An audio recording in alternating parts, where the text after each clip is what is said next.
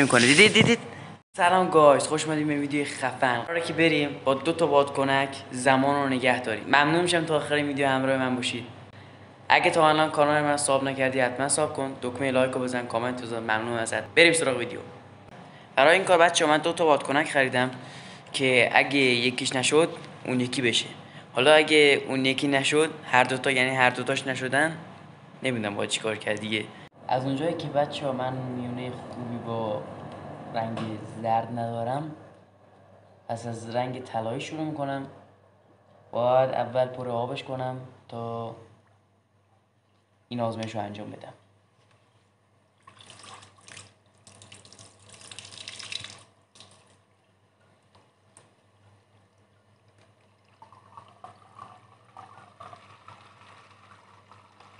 ترسم بتره که همین اولی کاریه بزنه تو ذوقم. چقدر سنگین شد.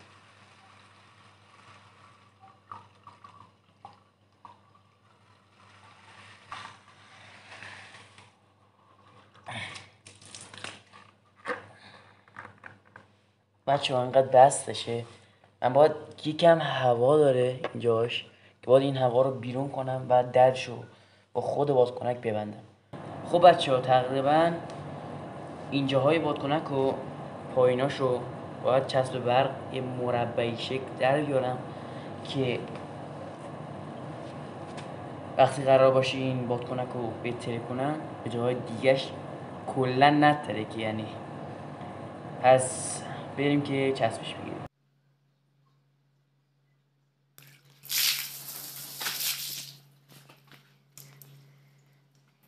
خب بچه ها از اونجایی که اون بادکنک دومیم نشد من ناراحت شدم، ولی من هیچ وقت تسلیم نمیشم. بازم رفتم بادکنک خریدم 4 تا که این دفعه اگه نشد حداقل خشاب مشاب داشته باشم.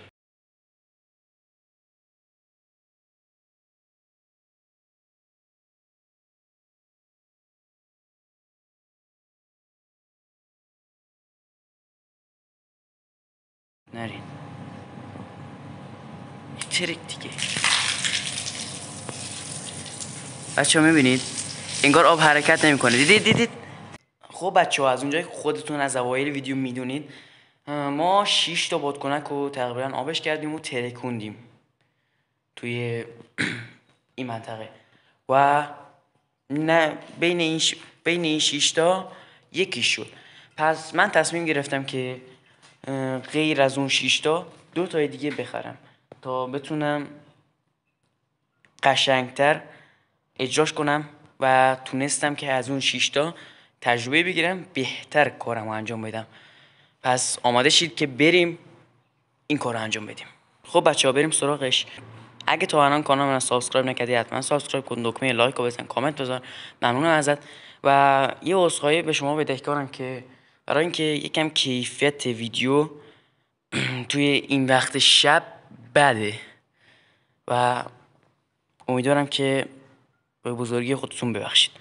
بریم.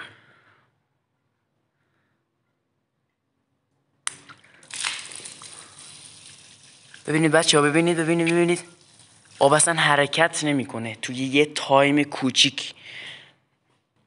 این چی شد توی یک تایم بچه ها دیدین که توی یه تایم کوچیکی آب حرکت نمی کرد و انگار که ثابت وایسیده بود و انگار که اصلا یه تصویر کوچیک بود، انگار که اصلا یه تصویر بود و خیلی هم غیر عادیه، انگار که زمان نگه داشته شده برای همین چند ثانیه.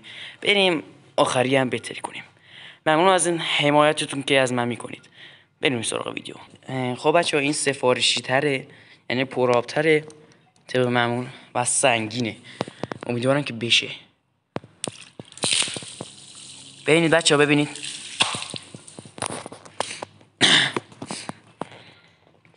توی یه تایم کوچیکی فقط وای میسه و قشنگ واضح نیست. معذرت خواهی میکنم از چون که یکم بد بود و به خاطر اینکه حرکت میکرد مشکل برام به وجود می آورد. امیدوارم از این ویدیو لذت برده باشید. اگه تا الان کانال من ساب نکردی حتما ساب کن، دکمه لایک رو بزن، کامنت بذار. ممنونم ازت. به امید دیدار.